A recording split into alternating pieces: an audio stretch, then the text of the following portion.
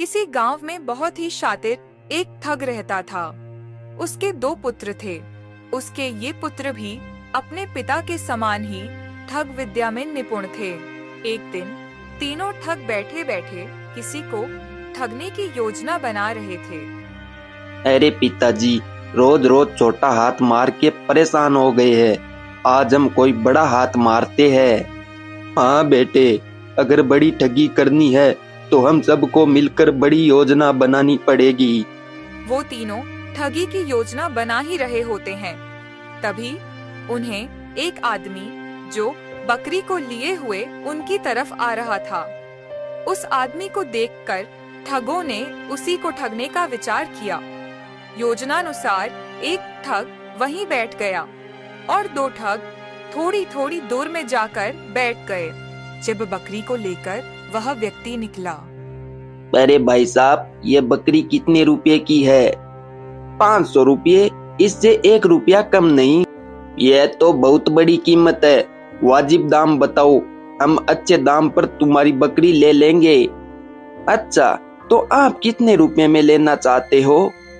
यह तो 10 रुपए की बकरी है। यदि तुम्हें पसंद हो तो दे दो, और यदि विश्वास नहीं है तो आप उन 2 लोगों से भी पूछ सकते हो कि दाम वाजिब है या नहीं। अब बकरी वाले ने सोचा, चलो ठीक है, उन 2 लोगों के पास ही चलते हैं। वह तीसरा ठग उस बकरी वाले को अपने उन 2 साथियों के पास ले आया।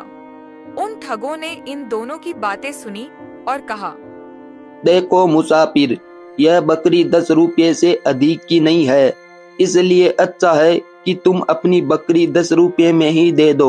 इस प्रकार सभी ने मिलकर उसे अपनी बातों में फंसा लिया और उस व्यक्ति को 10 रुपए में ही ठग लिया। जब बकरी वाले की बकरी चली गई, अब उसे गांव वालों से पता चला कि वो तीनों तो ठग थे। इस बात का उसे बहुत ही ज्यादा दुख हुआ, लेकिन उसने हिम्मत नहीं हारी। उसने फैसला लिया कि वह उन ठगों को अवश्य ठग कर ही रहेगा, क्योंकि वो भी एक ठग था। वो ठगा हुआ ठग बेचारा शाम को अपने घर गया।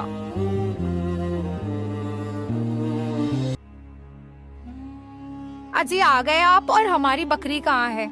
ऐसा सुनते ही कमल बकरी वाली पूरी बात बता देता है। अरे कोई बात नहीं, हम भी उनको ठगते हैं। मेरे पास एक योजना है। ऐसा बोलकर सुमन सारी योजना कमल को बता देती है। अगली सुबह कमल वहीं पर छुप जाता है और सुमन उनके घर से थोड़ी दूर आकर रोने लगती है। वो तीनों स्त्री के रोने की आवाज सुनकर कमला के पास आ जाते हैं। ए सुंदरी, तुम रो क्यों रही हो? साहब जी, क्या करूं मैं, क्योंकि मेरे पतिदेव ने मुझे छोड़ दिया है। अब मैं कहाँ जाकर रहूं? अगर तुम बुरा ना मानो तो हम लोगों के पास रह सकती हो। हम तुम्हें ठग विद्या में निपुण कर देंगे। अब बस कमला को यही चाहिए था।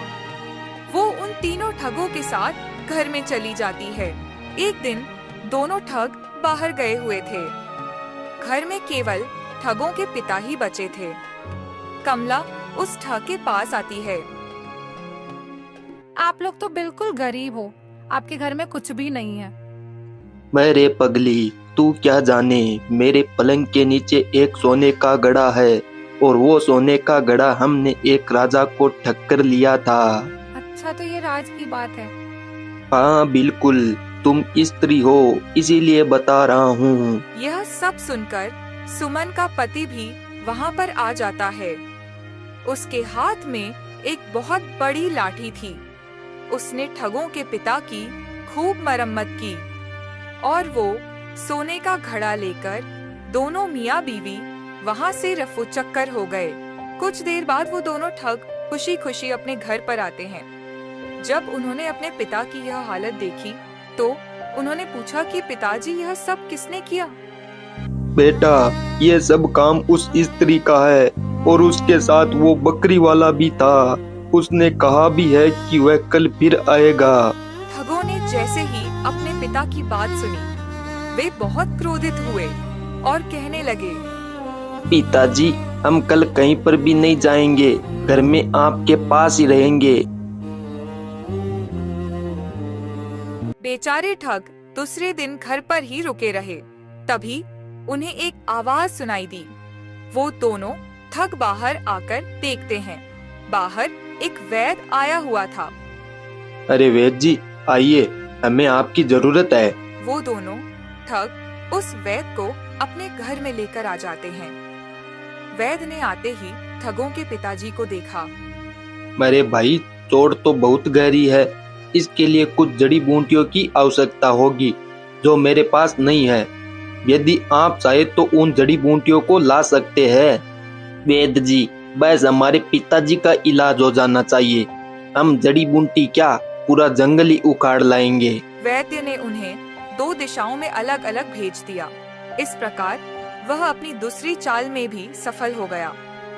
घर में अब ठगों के पिता के पास वो वैद्य ही था। उसने वही प्रक्रिया दोहराते हुए ठग पुत्रों के पिता की फिर से अच्छी मरम्मत कर डाली और जो भी कुछ घर में बचा हुआ था सारा सामान ले गया।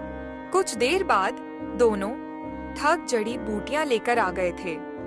उन्हें घर का और अपने पिताजी की हालत देखकर मामले का पता चल गया था। हे भगवान, उस कमीने ने फिर हमें चूना लगा दिया। कल चाहे कुछ भी हो जाए, हम घर छोड़कर नहीं जाएंगे। वो दोनों बैठे ही थे। तभी उन्हें सुनाई दिया, तुम्हारे पिताजी की मरम्मत करने वाला आ गया हूँ, जो उखाड़ना है उखाड़ लो।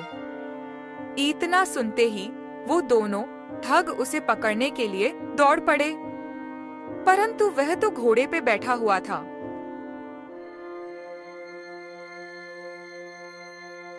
बस भैया, अब मैं दौड़ नहीं पाऊंगा, जाने दो उसे, किसी और दिन पकड़ लेंगे।